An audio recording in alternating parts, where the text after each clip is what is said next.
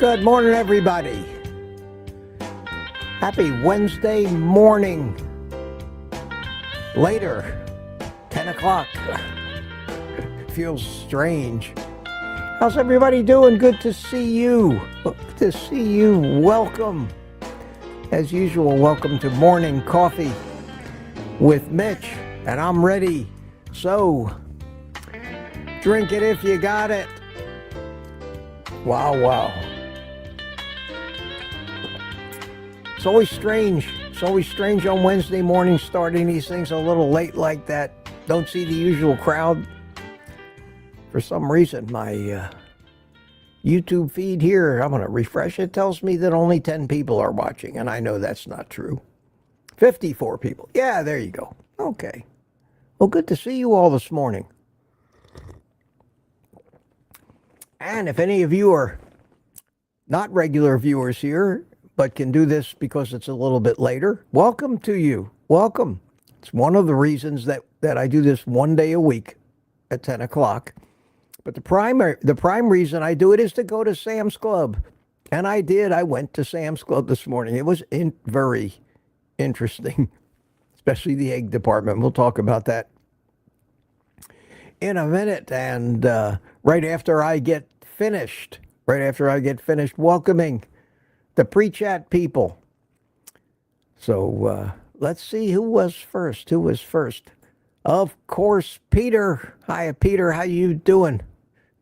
And B81 Mac chimed in. This was last evening. Retired Rick. Aunt B says hello. And Cliff Medina. Hi, Cliff. Lady June. Good morning. Good to see you. Anna, PL07. Good to see you, Anna. And Anna and Lady June are off chatting away. Seems to be a pattern. That's great. And Bob Black was here last night. And no, it was 1 o'clock in the morning. 1:38 a.m. Holy cow, Bob. And Lady June, of course, she's over in Europe. It's already later in the day there. Granny Boo 02 at 2 o'clock in the morning. And that was the last of the Insomniacs. Wayne Herman chimed in at 6 o'clock this morning. Feral Grandma. Boyd Lamb, Patty Molden, how you doing? Good to see you. Steve Studley, searching for the butter and the salt, chimed in at 7:30 or so. Rick and the Ducks are up in Miami. Good morning to you. Mike Seeley Sr.'s up. Hi, Mike. Michael, how you doing? Aunt B. Michael Pregler is here. Back from the gym, man.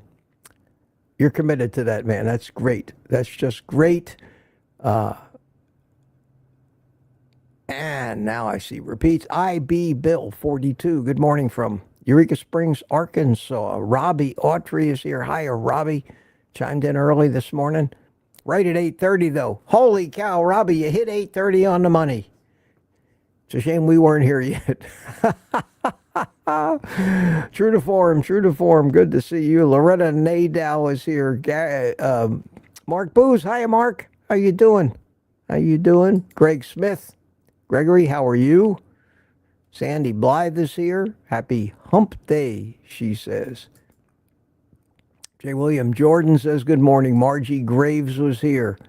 How you doing? Peter was back. Thomas, Target Prime Rib is here.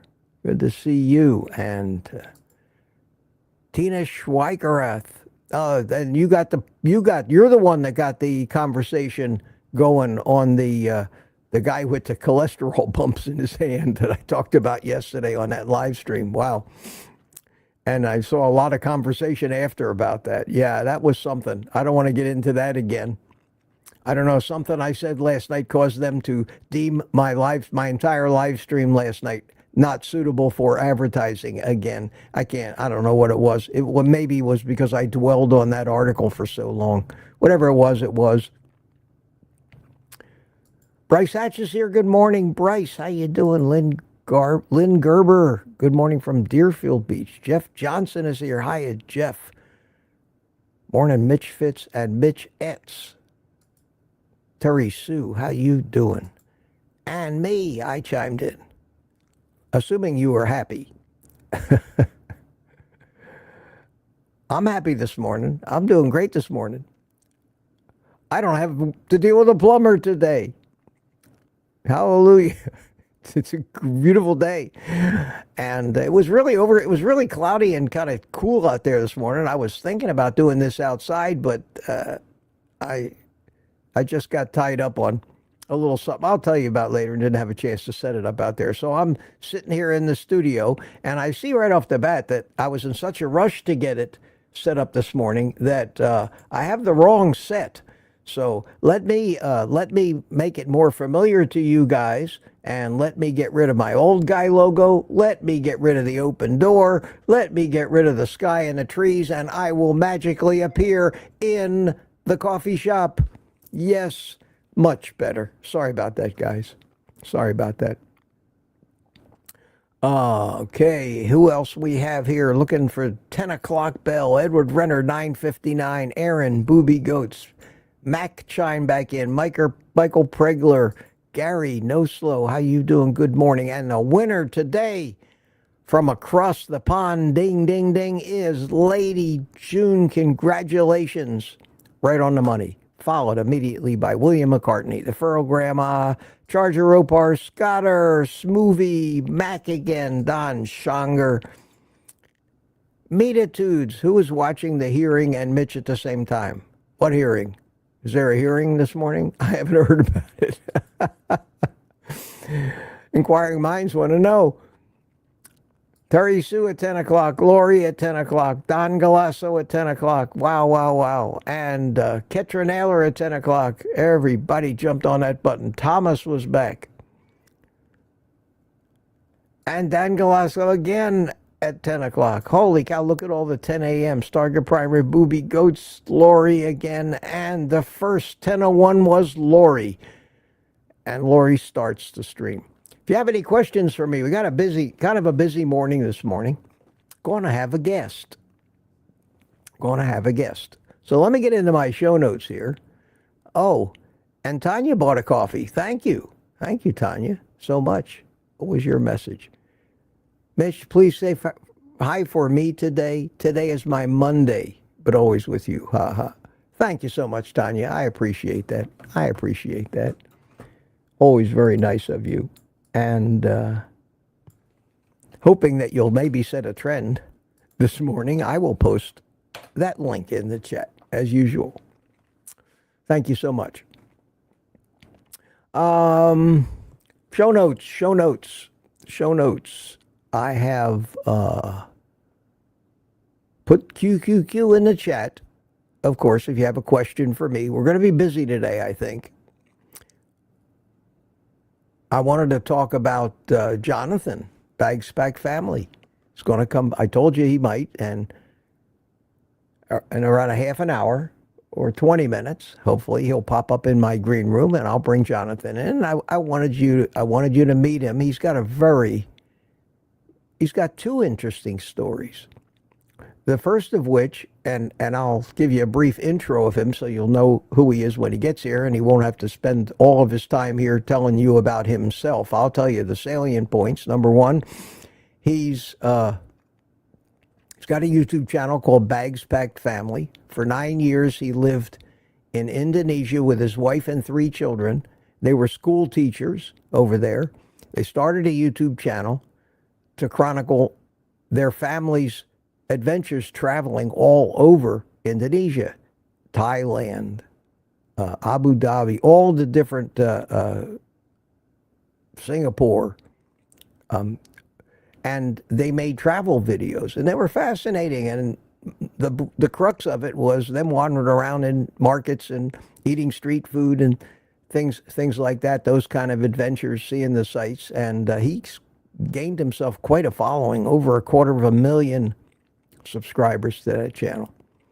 And they decided to move back to the States last year, and seeing as that they had lived in Alaska, they bought a house up in Wasilla, Alaska, which coincidentally is the same city that Bill Knott lives in. Although I don't think he's met Bill Knott yet. So the travel aspect of what he does is fascinating, and I wanted to introduce you to him and his channel. But the thing that ties the two of us together is that he is a carnivore. And if you think you've got a tough road to hoe with your family and all your other non-carnivores living with you, Jonathan is married to a very sweet and wonderful woman who is a vegan. And his 3 children are somewhere in between, but they don't know which way to go, because mom will not touch meat of any kind. Jonathan tries to avoid all that other stuff, but he finds it almost impossible. So I think the crux of what we're going to talk about today is not so much his travel channel and his plans and all that, because he's got big plans. Even living in Alaska, they're going to be going back there for many trips back to that part of the world, and doing travel videos as well.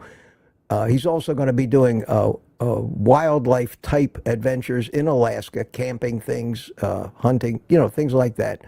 But I want to talk to him about today about how he gets along. I mean, how he keeps his marriage together, seeing as they are so diametrically opposed in their eating style. So that's what we're going to talk about with Jonathan today. And hopefully, maybe he'll have some suggestions that can help some of us deal with our not so carnivore, carb addicted loved ones who think we're crazy.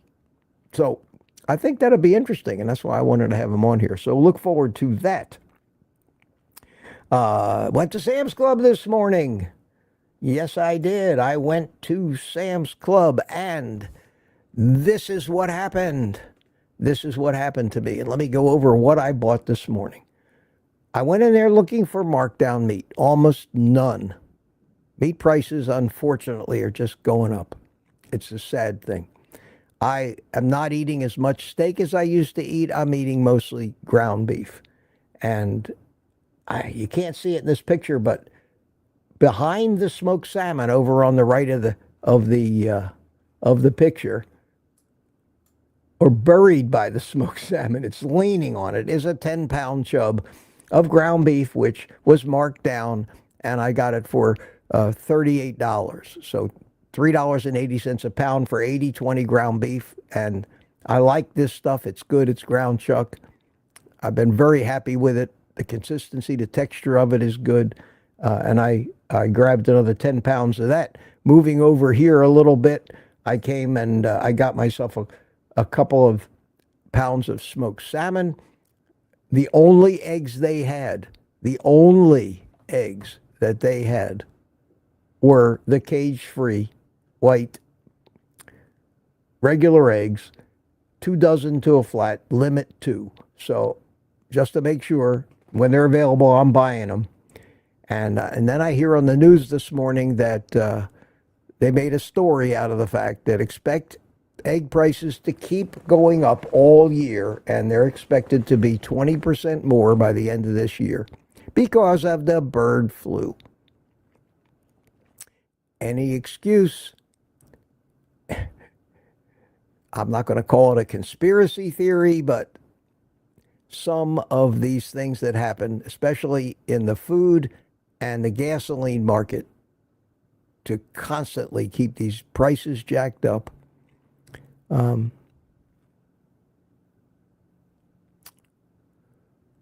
little suspicious. The eggs today were $8 for 2 dozen, $4 a dozen for regular old eggs, which is far more than I was paying for the pasture-raised eggs just a month ago. There were no pasture-raised eggs. Hopefully they'll get this mess straightened out. But we unfortunately as carnivores are going to have to adjust our eating habits accordingly. And I'm going to eat more bacon and eggs, probably less ribeyes, and a lot more ground beef. I'm not concerned about the pleasure I get from the food. I'm concerned about the nutrition. That's all. And that's the good thing about carnivore is, as of now, I'm happy and satisfied with whatever I put in my mouth. I got the only markdown meat I could find were two really big. This was like 6 pounds, I think. No, that wasn't 6 pounds. What was it? How much did this weigh? It weighed 3.42 pounds. Each of these is about a little over 1.5 pounds. And it cost me $35 for these two, and that was marked down. And I found this particular T-bone here, which is really a porterhouse. It's got that big filet mignon part and the New York strip part, and they're pretty thick. And this one has a smaller filet. And the meat guy was out there, and I said, yeah, this is a porterhouse. He says, yeah. I said, you don't separate them, do you? You just, no, he says, we just put them all together. And, you know, if you get the porterhouse, you got a deal because it's worth a lot more. But Sam's Club doesn't separate them. So I got those. That'll be a treat. That'll be something special. That'll be one hell of a meal eating that whole thing. But I know Peter really likes these T-bones and has a market. He gets them real cheap, I think. Maybe I'll have him drive some up to me. So I got the eggs, the salmon. I did get another big flat. There's got to be 3 meals here, maybe 4 meals. And this thing cost less than $9, $9. The same weight in chicken wings was $25. Sorry, chicken wings. I like chicken wings. I'm not paying 2.5 times as much for chicken wings because they're chicken wings and they have some more appeal to most people. They like wings. They can have wings while they're watching football and make all these different sauces for the wings. But nobody, the poor, lowly, unwanted chicken thigh, as far as I'm concerned, is my favorite part of the chicken. And a couple of big tubs of pork rinds, and that was it. That was it. And the grand total for all that was 100. Oh, no, I left something out. Sorry, I left out the most expensive thing I bought. I bought 6 pounds of bacon. How can I forget that? I bought 3 4-pound packages of the extra thick Wright's bacon. The price came down over $3. It's back to $18 for 4 pounds. I couldn't believe it. It's been creeping up. All of a sudden, I go in there today, I look, it's $18. I said, okay, wow, let me buy 3 of them because I haven't been buying bacon. Lately, I've been stocking up, and my normal supply of bacon is running a little bit low. So I bought 6 pounds of bacon. So with the 6 pounds of bacon that I bought, my grand total was $160.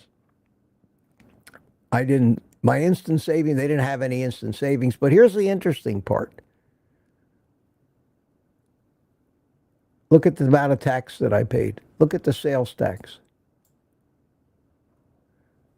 States don't charge sales tax on real food that is not packaged or processed pretty much in any way that keeps it from being considered real food. If you can get away and buy your grocery haul and pay no tax at all, that's the goal, because that means that everything that you just bought on that whole ticket was actually considered food by sales tax agencies that look for any excuse to not consider it food so that they can nail you with sales tax. So I was very proud of that. I said, how about that? How about that? No sales tax. So that was my shopping adventure this morning, and that'll keep me for, quite a while. 10 pounds of ground beef. God, how many meals is that? That's 10 meals right there. 2 big steaks, 6 pounds of bacon, 4 dozen eggs, If I had to, I could actually live for 2 weeks on the food that I bought today. So for $150, if I can live on that for 2 weeks, that is not expensive still to be a carnivore. Most people spend $300 a week on food, let alone $300 a month. So that was it. That was my shopping haul. Another thing I want to talk about this morning is I announced it yesterday. I'm going to Kiltsey's and Curry's big meetup fundraising event over in Tampa next weekend. Not this weekend, but next weekend. I'll be going over there Friday. I was invited by Kilts as a special guest. I don't have to pay for it. I don't have to donate anything. I was honored by that, very honored that I'm going to be one of, I guess, a VIP, I suppose. I've never been a VIP, so it'd be interesting. But Steak and Butter Gal's going to be there. Dante Ferrigno's going to be there. Kiltsey's going to be there. Dr. Ovadia, I Fix Hearts, is going to be there. A couple of other people. And me, Old Guy Carnivore. So I'll let you know what my schedule is for live streams next week. I'll be driving over Friday morning. I'm going to have to do something with Friday morning's live stream. I may leave after my live stream Friday morning because I don't really need to do anything until Kiltsey's barbecue, which is Friday late in the day. So I may still do my live stream and then just head out afterwards, miss the rush hour. So we'll see. That's probably going to be the plan. Saturday morning, I'll be in a hotel over there. I might actually do my my Saturday morning live stream from the hotel room. So I may not have to miss any live streams, come to think of it. But I don't know how many of you have traveled lately, but I needed to get a hotel room in Tampa. And they're having, at 10 o'clock in the morning, they're having a panel-type Q&A for the whole crowd at a Sheraton Suites hotel near the airport in Tampa. So I said, well, that would be logically a great place for me to stay. I have to stay somewhere. My daughter lives about 50 miles north of there, but they're going to be out of town anyway. So to drive all that way up there, I could stay in their house with my grandson and all the dogs and all that, but I think that's a big hassle. So I figured, well, I'll just grab a hotel room right near grab a hotel room so I can just be there. I'll drive over Friday morning. I'll check in the hotel. I have a relaxing afternoon over there, maybe make a video or two, go to Kiltsey's barbecue, go back to the hotel, get a good night's sleep, and wake up in the morning and saunter down to the Q&A. I don't think I'm going to be on the panel answering questions, but I want to go to it. I want to video this stuff. I want to film this stuff so that I can bring it to you guys. My old guy experience at this big fundraising event for Curry's movie, Healing Humanity. So I called the hotel this morning, the one where the event's going to be.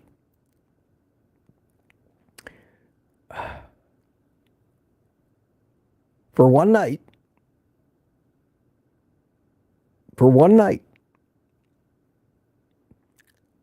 with parking, government taxes and fees, sit down, $328.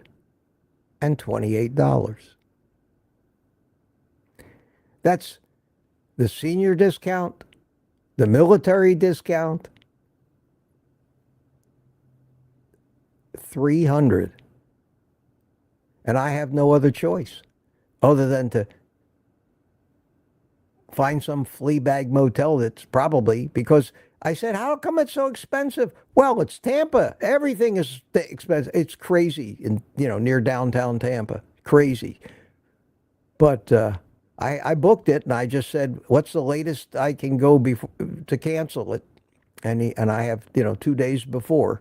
So it's going to, even though I'm an invited guest and everything, this is still going to cost me $300 or $400 by the time I get done paying for gas and everything. But I'm going to do it because I want to do it. I'm going to do it. And Any help in those expenses, my friends, in the form of super chats or coffees will be greatly appreciated, but not mandatory.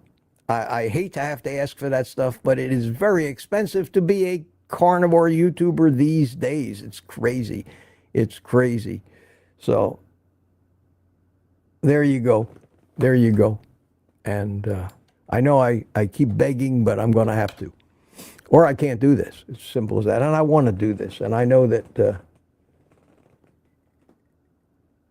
there'll be something valuable I'll learn there, I think. Or at least I'll get to meet some of the people that I haven't met yet in this community, which is always a good thing.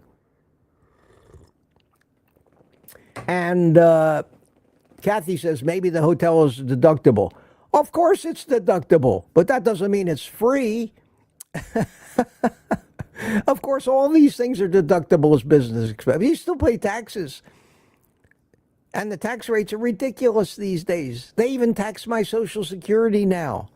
And I don't make all that much money. The threshold is so low that it's crazy. Sometimes I wonder why I even bother if it costs a dime, because I end up making very little. No, I'm not going to go down that road now. That just depresses me thinking about the economics of doing something I love to do, and that is being on here trying to help people and keep myself busy at the same time. So just thought I'd throw that out there, but I am going to go to that thing. I am going to be filming a lot of things. I may actually do a live stream from the event itself, or at least I'll film it this afternoon. Look out for a video. It's not a long video, about 5 minutes, but it's from our meetup yesterday. We had a great time. Thanks everybody for coming. And I made a short video. I think it's going to be released around 1 o'clock, 12:45, 1 o'clock this afternoon. So look for that. Look for that. And that, my friends, ends, I think, the show notes for this morning. And I still don't see Jonathan. Now it's 6:30 in the morning out there where he lives in Alaska. So as soon as he pops up, I'll bring him in. And in the meantime, I'm going to start looking for questions and continue what I normally do, saying hello to people.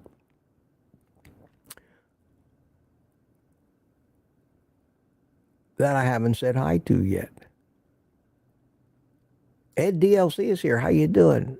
Made the ground beef egg frittata last night. Yes, frittata. I keep calling it a frittata. Frittata last night. Yeah, they're delicious. I love those things. I make them fairly often. I really love them. And Aaron, you guys are talking about movies. The Rocky Horror Picture Show and Flash Gordon. Okay, here's one I don't recognize. Hager Manatee. How you doing? First time viewer of a live feed. Yes, I didn't see you. And look who popped up in the green room right on time, my friend. You're 2 minutes early. Okay. He's smiling, so he evidently knows that I see him. I will be, yes, thumbs up, he's going. I will be with you in just a minute or two. Let me get through the chat to about 10 minutes in, and that should get me saying hi to all the new people. So, and then we'll bring you in. Lady June says, did you say carnivore improves eyesight? It has improved mine, and there's a lot of evidence out there that it does, especially things like macular degeneration, cataracts. Yeah, I've seen marked, let's just say, some improvement, but no more deterioration. Because at my age, that's what you notice. You notice your eyesight getting worse and worse and worse and worse. Well, mine had stopped, reversed that, and started going back in the other direction, and improved it a little bit. Oh my God. Holy cow. Wow. J. William Jordan. See, this kind of thing brings tears to my eyes, guys. It really does. It's not necessary. But it just brings tears. J. William Gordon says, put this towards your trip, Mitch. Bought me $100 worth of coffee. Wow. Jonathan's in the green room going, thank you so much, my friend. Thank you so much. That is so generous of you. You have no idea how much I appreciate that. I keep saying how much I appreciate these things. It comes from my heart. I wouldn't say it if I didn't mean it. I didn't mean it. Thank you so much. Thank you so much. Steve McAvoy, it was great meeting you yesterday. Yeah, we had fun. We had a bunch of fun, ate meat, smoked a few cigars. It was a great afternoon. And then I went back and spent the rest of the day in my little plumbing adventure. Okay, we're up to 10:05, and let me keep looking here. I don't want to keep Jonathan waiting too long. Lavon. Good morning, everyone. Another new person. Good to see you. And somebody said hi to Ellen. I haven't seen. Oh, there she is. Hi, Ellen. How you doing? Good morning to you. Good to see you here this morning. Tuka's here. Hiya, Tuka. Good morning. Hope you're completely over your flu right now. And let's see who else. I want to get the hellos out of the way. Yes, a special guest, Jonathan. He will be interesting. Jonathan, did you shake your head yes or no? Did you hear my little introduction of you? You didn't. Okay, you have no idea what I said about you. All right, I'll recap it when you get on here. Terry Sue is here. How you doing? William McCartney, Aaron again, and I want to get to 1010 in the chat. J. William Jordan, thank you again so much. Kennedy is on the grill. Oh, that confirmation hearing. RFK, you're right. All bets on if Big Pharma wins again. Yeah, any bets on if Big Pharma wins again. I don't know. If there's any of them that are looking to be confirmed that they don't want, it's got to be him. Man, it's got to be him. Be interesting. It'll be interesting. I'm sure there'll be a lot of videos about and replays of that hearing. I like to watch the replays because sometimes those hearings get very boring if you're just watching it live. You got to listen to the 10-minute speeches by these idiots before they ask the first question. These hearings are totally unnecessary, totally useless. These people have been vetted long before. They should just be thrown up for a vote before the Senate. Otherwise, in these committee hearings, they just gives them an opportunity to grandstand behind and stand on their soapbox. And half the time, they don't even ask a question of these people. Okay, we did it. So without further ado, I am going to bring in Mr. Jonathan. There he is. How you doing, hey, my friend?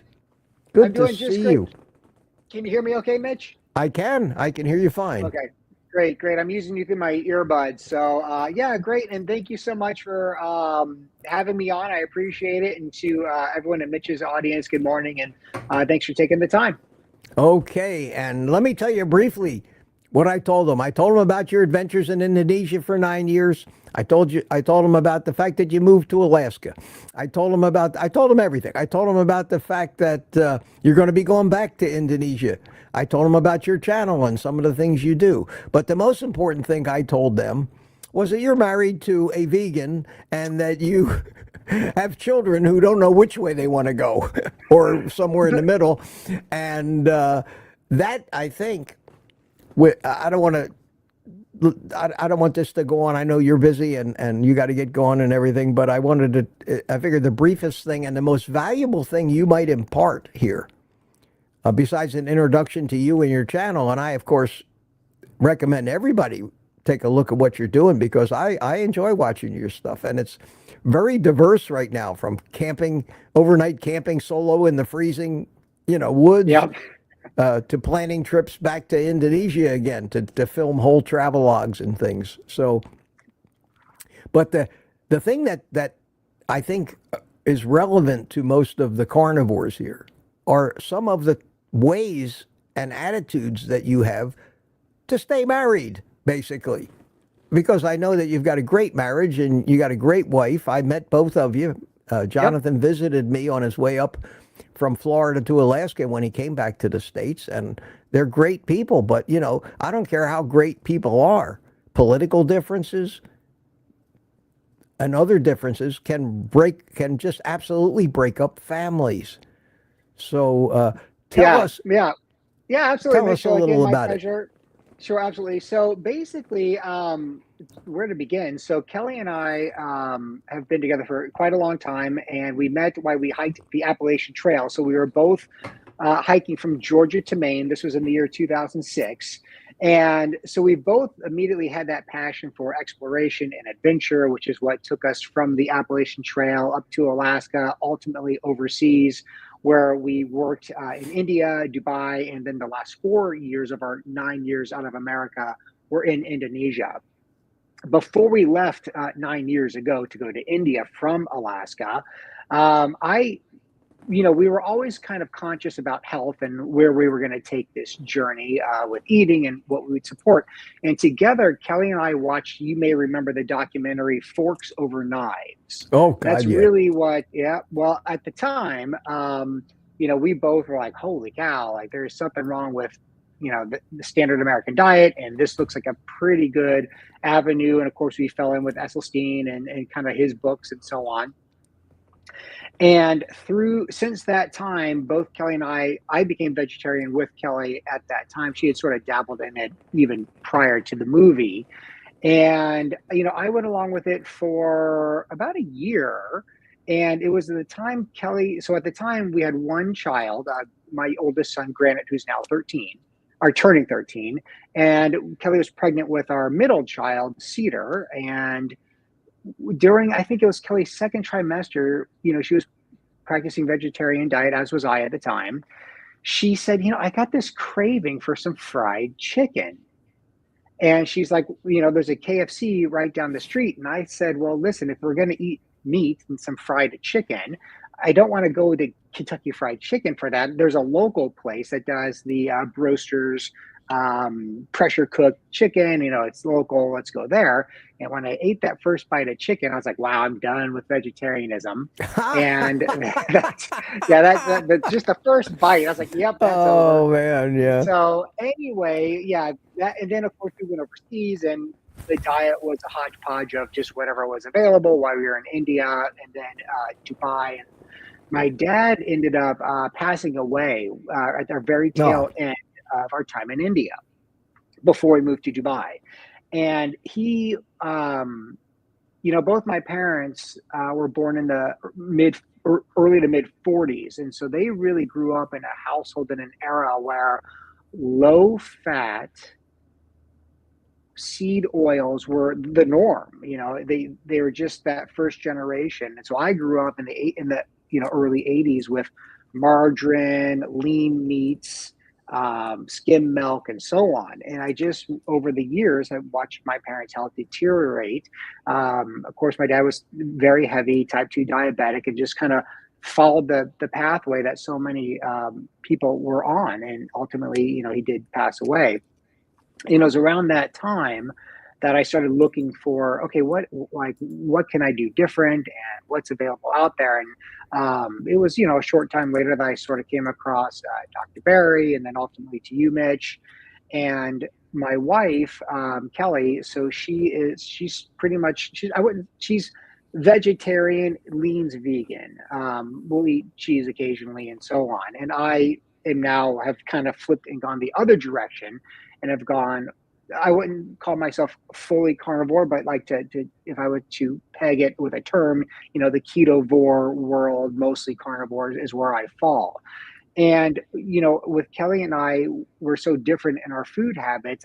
As you mentioned, I feel like our kids have landed sort of in the middle, and they might be considered keto, where half their plate is a vegetable and half their plate is meat. But when I look at Kelly and I, and when we talk about things, we really, I can see what you're saying, where being so different can drive people apart. But the way Kelly and I have kind of come to grips with it is that, yes, we are on different pathways with the ultimate end goal of avoiding the standard American diet, some of the trappings that both of our parent sets fell into. And so we were on different paths, but our goal is the same. And with our own kids, focusing on no seed oils, focusing on very little highly processed food, things like cookies and cakes and whatever. So we focus on what we agree on more than what we disagree on what the approach is. And that would be my advice to any of you who are out there in a very similar situation where maybe a spouse just thinks you're crazy. That's how we deal with it. And so far, it's worked okay. I mean, there's occasionally times where we sort of butt heads, but then we have to refocus and say, hold on, what's the goal? Healthier lifestyles. Okay. I think from my observations, the reason that you guys make it work so well is you have respect for each other. And that's really necessary because Kelly supports you. Yes. In your carnivore lifestyle.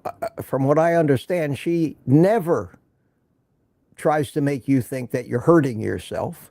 She never tries to make you think she's not selling you the ideology that's pushed in all the propaganda. She's giving you your autonomy, and she's basically got the attitude that you're free to do what you want, and you have your reasons, and who am I to force my views on you? And you do the same thing for her. And I think that's one of the reasons why you guys get along so well. And I think that's an important thing for anybody that's having a lot of trouble dealing with their families or their close circle of friends and relatives that are constantly trying to sell them the idea that they're killing themselves. And that's absolutely correct, Mitch. And there are like I said, there are times where we will struggle with it, just naturally. But again, we always go back to, okay, hold on, like, what's our end goal? What are we trying to achieve? But you are not wrong. There certainly are people within that space that would want to argue or confront, and we both early on realized that's not going to solve any problems. In fact, that would probably drive us apart, and that's not what we want. Good. And that works both ways. It works both ways. Absolutely. Well, we don't want them forcing their vegan or vegetarian views on us because we're convinced we know better. And they don't want us forcing our carnivore views on them, but we tend to want to try to convert everybody we meet because we are so convinced that what we're doing is really the way we're supposed to eat. And sometimes we have to remember that all we're going to do to loved ones and our close circle, if we keep, and I learned this lesson with my kids, stop. If you want your kids to still want to not run the other way when you call on the phone or come into a room. If you want them to continue to talk to you, you have to. You can set an example. You can guide them, but you have to make them understand that you're not condemning them, scolding them, or ashamed of them. You can let on that you're worried about them. That's not a bad thing. When somebody says, I'm really worried about you, but I learned the hard way. You gotta learn when to back off when you're dealing with people who haven't come to their own epiphany yet, haven't seen enough outside information to say, there's a lot to that and it makes a lot of sense. I'm going to give it a try. At that point, you're in both feet to help them and guide them. But until that happens. Yep. Well, you're not wrong. And I would say that a part of, through my learning journey, I've learned a lot from your examples. And of course, that's why I really enjoy your live streams and your videos, especially kind of when I first discovered you early on back when you were in Indonesia. I learned so much from your examples. You would always share these stories about your interactions with your own children. And I fully believe that if you want to convert somebody or help somebody change, you just lead by example. And of course, you've shared many stories about that. And you are absolutely right. If I came in heavy-handed, it would not go well. And so again, I lead by example, and you are not wrong. We do have conversations about nutrition and food and why we're doing what we do.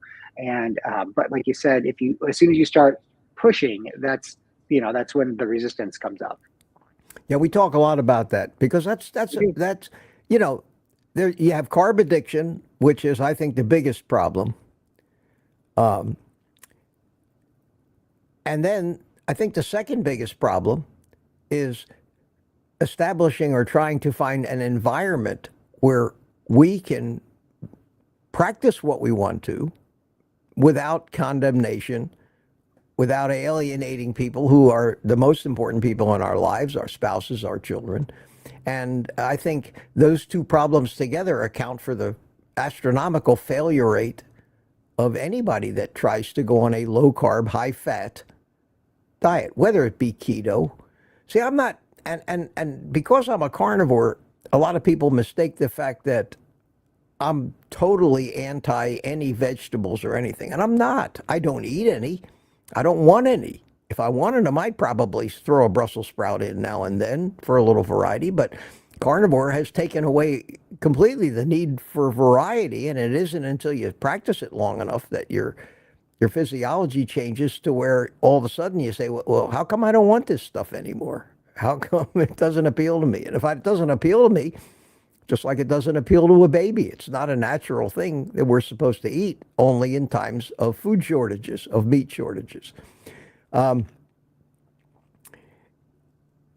But when I hear somebody in our community say, well, like you, I'm not really full carnivore, I'm not really 100% carnivore, I say, perfect, as long as you stay away from the processed, ultra-processed foods, the seed oils, the grains especially, because I can't see any situation in any diet where any grain is appropriate, because our ancestors, up until 15,000, maybe 20, if you want to be generous, 1,000 years ago, never ate the first grain. So that's a very, very recent addition to the human diet. And I think that, but vegetables on the other hand, and some fruits, they go way, way, way back as survival food. We're equipped to handle those. Our metabolism, our physiology is equipped to remove small amounts of those toxins that we talk about that come in plants. We're equipped to not get obese and diabetic from eating vegetables and some fruits. But boy, the grains and the seed oils, that's what's killing us right now. So I can't say to somebody, well, you need to be a perfect carnivore. You can't drink coffee. You can't do that. You can't even smoke cigars because that's a plant and you're putting it in your mouth, for God's. I had a guy accuse me, how can you say you're a carnivore when you smoke cigars? They're plants. I said to them, yeah, but I don't eat the friggin' cigars. My motto is, it's better to smoke plants than to eat them. Yep. I've used that line, actually. Yeah, that's a great line. And it's better to smoke plants than to eat them, because everybody that wants to smoke a joint now and then will agree with you, even if they're a vegan. That's the amazing thing. Their bad habit is okay, but what they consider a bad habit, yours, no, can't put up with that. Yeah, we need to protest. And really what you're saying, Mitch, and I agree with completely, is that instead of focusing on that very small thing of like maybe someone would eat broccoli or a Brussels sprout, instead of fixating on that, well, we agree on 90%. So it's much like politics, focus on what you agree on instead of the things that you don't. And I think maybe that would help unite. And I think you're not wrong. Yeah, I agree with you, John. I think that that's a great tactic in any negotiation, but it's not the way most people tend to go. It's usually like, well, we agree on everything except this, so let's beat the shit out of each other while we try to hammer this out. And then that's where the things fall apart. Correct. But at the root of it, at my core, I still believe that a diet without plants is going to be better. How much better? Who knows? It's easier for me because my addiction will sneak in if I even allow a little bit, much like an alcoholic or a drug addict. So for me, with the level of my addiction, it's abstinence for life from that stuff. I might be able to. I could probably eat some broccoli. I just can't stand this stuff. Never could. I don't, it's crazy. And why would I want to eat something when I can eat bacon and eggs and tasty red meat and good tasting food that I really enjoy and does the trick. Why would I want to eat something because somebody tells me that's got vital nutrients in it? No, it doesn't. It doesn't. It doesn't have anything in it that the meat doesn't have, really. Yeah, it's much like you say, understanding the addiction and acknowledging it as an addiction, just like the way somebody would not push, oh, just one drink on an alcoholic. It's the same thing. Understanding where you're at on that spectrum. Yeah, I agree. So listen,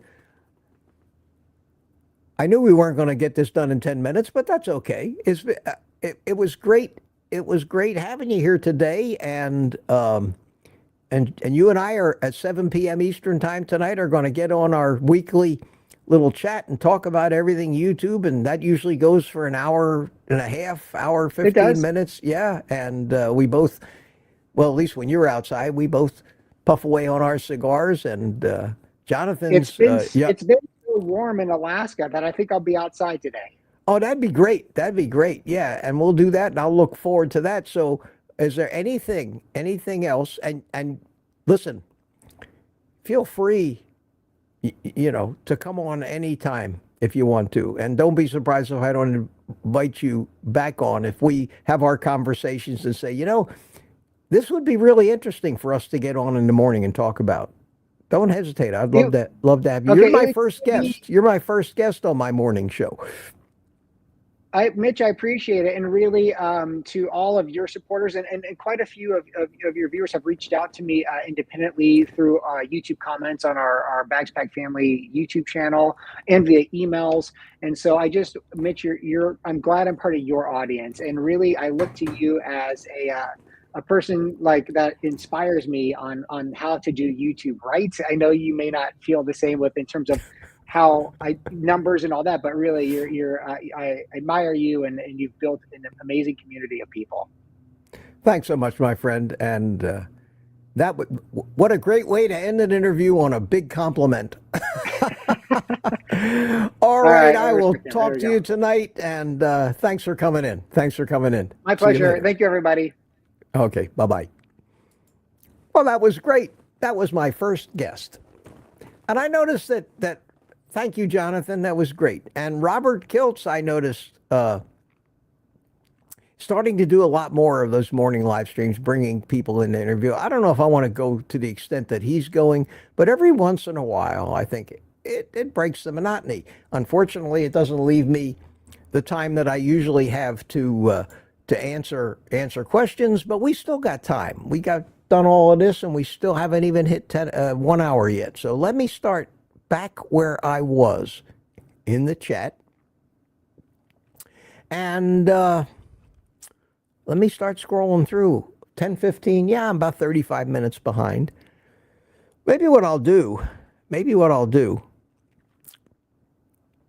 is start at the current chat and go backwards a little bit.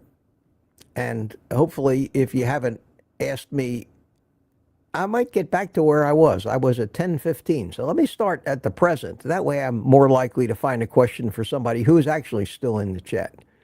I see Frank M is here. You figured it out. Yes. Oh, thank you, Frank. I was going to try to answer your email. He sent me an email. Frank's found his way into the chat, and then it wouldn't work again for him. But I'm perfect. And Jonathan, you're welcome. You're welcome. And thank you for contributing and joining me this morning. Jonathan is like a second. I mean, he's like I don't think of him as a younger than me. I don't look at him through a generational lens. But he's quite a bit younger than my son. So I guess in some respect, I kind of look at him like another son. But that's not the kind of relationship we have. We have a friend relationship. I don't think age really factors into that too much. Sherry Morgan's here. How you doing, Sherry? And Ellen is talking, and I'm going to be looking for questions. Good to see you, Sherry, as usual. Yeah, this one was for you, so you could come in here without having to get up in the middle of the night. Questions. I know maybe you're not asking a lot of questions today because I had so much other things going on, and that's fine. There's always tomorrow, and then there's our private community live stream tomorrow night at 7 o'clock. At 7 o'clock, and we always have fun in there.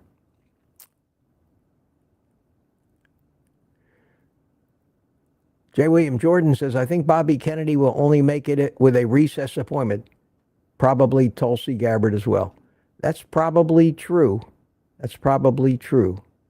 The more qualified, it seems, that a cabinet pick is, the more flack they're going to get from those that would rather see this country in ruins. Politics. God. But I guess it's been going on since the days of ancient Rome, and nothing much has changed. Back then, they used to feed people to the lions. Maybe, nah, I won't say it. That would be cruel and unusual punishment. Tom's here, Tampa. How you doing? Good to see you. I'm looking for questions. It may very well be that don't have a lot. I am back to 10:30 in the chat. Here we go. Here we go. At 10:26, Aaron asks a question. So let me see if I can't scroll down to that. 10:26, 28. Where is it? Where is it? Here it is. Why don't you check out an Airbnb to see if it's cheaper? That's not a bad idea. Not a bad idea, but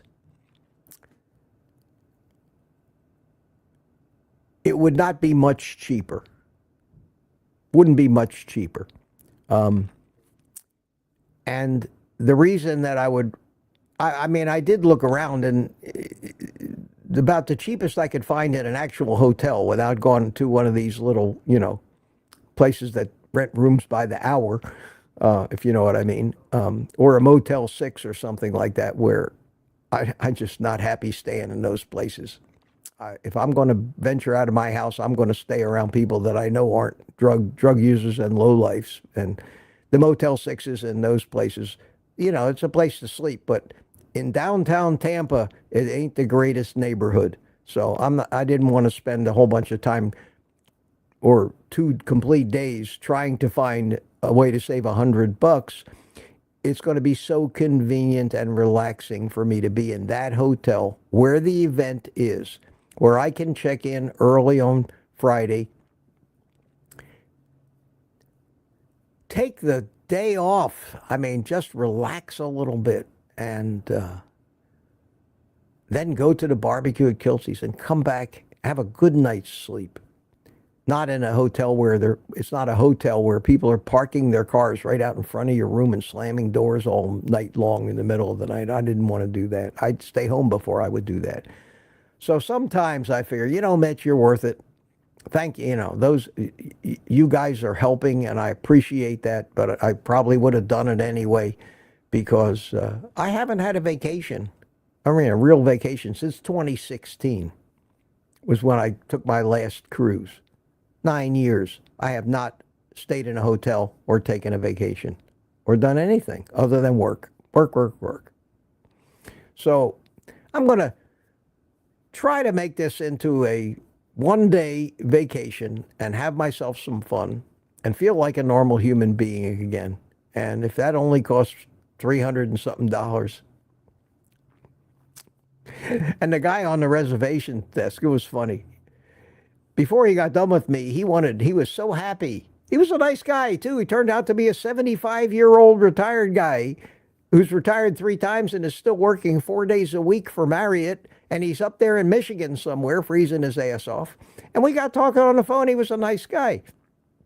And he told me, I was telling him how old I was. He says, well, I'm 75. I said, well, you're an old fart, too. You know where I'm coming from. So we started talking. And at the end of the thing, and I was on the phone with him for almost an hour, and when we finally got everything settled and I gave him my credit card number and found out what I needed to know, he said, I'm very happy to inform you that you, as a very special gift to you from Marriott, we're going to extend to you the Marriott Vacation Club where you can save, and a big sales pitch came out. They're required to do that. And then he says, would you like me to connect you with a representative from the vacation club now? I said, no, thank you. I got a live stream to do in 25 minutes. I need to go get ready for it. And, but that, I can, what the hell use do I have for the Marriott Vacation Club? What am I going to do with all the money that they would save me? And that's the way the world works now. Everything is a sales pitch for something else. Once they get their hands on you, they don't want to let go. They don't want to let go. I found out something I'd forgotten. I was already enrolled in the Marriott Rewards program from 20 years ago. And he said, you still living so-and-so? I said, no, I haven't lived there in 20 years. That's the last time the Marriott Rewards program ever heard from me. But I still had the same email address back then, and it popped up. It popped up. Did it save me any money? Hell no. I'm going to get some points. I don't know what I'm going to use them for, but nah, I think unless I talk to Kiltsy or Curry or one of those people, and they say something that's just that I can't refuse, like, why don't you come room with me for the night in that hotel? I might do it. And even then, I'd think twice. I don't like to room with people. I gave that up the day I got out of the Army. Believe me, I don't play well in trying to sleep in the same room as others who most likely snore and have strange habits.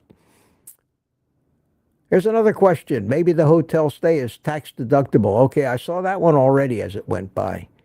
So I'm going backwards now from here, and I'm going to go down to the bottom. I'm trying very hard not to miss anything. Not to miss anything. Sales pitch for a timeshare. Yeah. Oh my God. Have I ever heard my share of those? Every resort that we went to when I was married, we traveled everywhere, all over the place. Always a timeshare pitch. The worst idea on the planet Earth. The gift that just keeps on taking. I had a friend who used to have a saying, and it was the most appropriate saying for situations like that. And he would say, Mitch, he was from Alabama. Mitch, I'm going to give you a deal you ain't never going to get rid of, he would say. And he meant it. I'm going to give you a deal you ain't never going to get rid of. And it's true about timeshares. It's like the Roach Motel, like Hotel California. You can check in, but checking out's a whole other story. It's going to cost you a ton of money. Do not ever. They sound great. Oh man, they paint. They're some of the highest trained and best closers on the planet. These timeshare salesmen. Why? Because there's so much money, so much profit in those stupid deals that they can pay those salesmen and get the best. And I used to go to the pitches and get the free this, the free that, the free roll of quarters, the free meals, the free. And I used to sit there, and I knew they were going to tie me up for half a day, but it was kind of like a challenge to me to see who was strongest, and I never, ever fell for that. Never, ever, ever fell for that. And Sherry Morgan just bought me a couple of coffees. Thank you so much, Sherry. You didn't even have to tell me to check my email. I heard it this time. It went off. Thank you so much. Here's a few dollars to buy some lottery scratch-offs on your road trip to the Kilts Meetup. Enjoy your trip and eat meat. I will, Sherry. Thank you, sweetie. Thank you so much. I appreciate that. And I am looking forward to this. I haven't slept away from this house. Even when I go visit my daughter in Tampa, I leave the house in the middle of the night. I'd get there 7, 8 in the morning, and I leave to come home 10 o'clock at night. If I have to sleep in that house with the dogs and them, and it just disrupts their lives so much. And I don't get a good night's sleep anyway. And we decided that my visits are just going to be for the day. So the last time I stayed over anywhere at night other than my house was when I stayed at my son's this year when we had the hurricane. And it was so uncomfortable and so stressful. When you get old, you get used to things. Settle in your ways, they say. Yeah. Okay, let's see. I'm looking back for some more questions. It is 11 o'clock, and I'm in overtime, so I'm not going to shortchange any of you this morning. I think we had a good time this morning, and I'm so happy. that Jonathan came in. I always look forward to Wednesday nights. I have a perpetual thing on my calendar. 6 o'clock, it always goes off. Phone, call with Jonathan. And we never miss one. We missed one last week because he got stuck with his kids at the dentist. And I said to him, Jonathan, better you than me. Already been there, done that. Don't miss it. Okay, I'm way back. That was it. That was it for the questions. If I missed your question today, I'm so sorry. We'll be back tomorrow, and I see more activity. Oh, Moorhen. Moorhen, how you been, my friend? How you been? Haven't seen you in a while. Good to see you. And he bought me 5 coffees. Thank you so much. Towards the hotel room. You guys are great. Thank you so much. I appreciate that. I'm glad I saw that. Okay, anything else, I think? Let me see. Let me go all the way down to the bottom of the chat. Look at the last page here. Aunt B, thank you for bringing us Jonathan as your first guest, other than Ellen. Oh, Ellen wasn't. Ellen worked here. No, Ellen's terrific. Anytime she wants to come on, there's an open, that, Ellen, a standing open invitation. No pressure, never any pressure, but always an invitation. Jason, I've listened to a few timeshare pitches. Yeah, they really get you. Yes, sir. And everybody's still chatting back and forth. Tammy Petard says, I like being solo. Yes. And Thomas says, you missed mine, Mitch, but that's okay. Really? Really? I missed yours. Hang on a second. Let me do this. Let me hit the search button. Let me type Target and see what happens. I see Ellen talking to you. Target Prime Members, okay. Here's Ellen talking to you. Lady June, somewhere you came in. Target Prime Rib. I see your name coming up, but I'm looking for something where you asked a question. Oh, here's a question I missed. Mama Bear question. Seeing what pre-modern day fruit and vegetables look like, I'm wondering why anyone would eat them if they weren't starving. That's absolutely true. That's absolutely true. The stuff we have today is not your grandmother's fruit and vegetable, let alone your 10,000 generations ago caveman. They were small. An apple was a small, sour as hell thing. Potatoes were grubby tubers. That was survival food. That was what you ate when the only other option was eating a member of your family and being a cannibal. So it was out of necessity that they ate these things, certainly not driven by addiction or any pleasure whatsoever. It was sheer survivability. We are not supposed to be living on carbohydrates. We're not built for that. And neither are cows either. Neither are vegans or vegetarians. They still are not healthy if they're eating way too much carbohydrate. They need to find whatever plant protein they can or supplement it. So there's no doubt about that. That's a good observation. Good observation, Mama Bear. Thank you. And I'm still looking for Thomas's question. And if I don't find it, Steve McAvoy wants to have another carnivore meetup. Yeah, maybe, probably in March. Maybe in March. I don't want to do too many of those things. It's a lot of work and a lot of disruption. But yeah, we're certainly going to have them, but not every week, that's for sure. And I don't think, you're way up in South Carolina, my friend. Mike Seeley, Senior, says, question, did you see this morning, Morgan & Morgan are advertising if you have a child that has type 2 diabetes or fatty liver, contact them. Oh, no, I didn't see that. But it was a matter of time. I can't believe Morgan and Morgan are jumping on, let's file lawsuits against the medical establishment. But evidently, boy, wouldn't that be a great thing? I mean, I'm no fan of any of these ambulance chasing attorneys. But if any of these ambulance chasing attorneys want to chase the food establishment, that could only help our cause. So, way to go. Way to go, John Morgan. Never thought I'd say those words. That's interesting. I didn't see that commercial. I didn't watch any TV such morning. I was busy. Went to Sam's Club. Put out my little video of our meetup yesterday, which is going to be coming out in the very near future. So stay tuned for that. Any more? Wow, where the hell is that question from? Target Prime Rib. Yeah, the last thing I see from you is where you say you missed mine, Mitch, but that's okay. So I know it's finding the... Let me look again. Did you put QQQ in it? Thomas?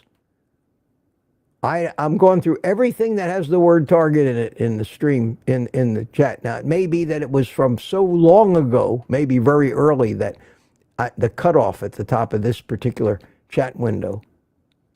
No, sorry, my friend. Sorry, my friend, I don't find it. Ask it again tonight. Ask it again tonight on the private community. And I'll answer it. I'll answer it. The burning question.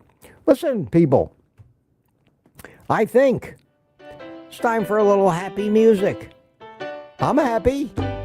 I'm very happy today. The sun is out. It's supposed to be in the 70s. I got to get my ass outside. And I may actually do my live stream from outside tomorrow morning. I miss that. I love it. Instead of sitting here in the studio in front. In front. Let me show you.